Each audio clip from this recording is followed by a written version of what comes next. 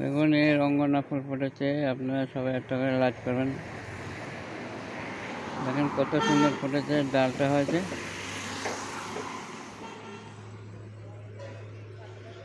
আপনারা সবাই একটা করে লাইক করবেন। দেখুন এটা টবের ভেতরে লাগানো আছে এখানে। ये रंगना है, आप लोग सब लाइक करेगा, शेयर करेगा। अपने सब एक शेयर करबें, एक लाइक करबें।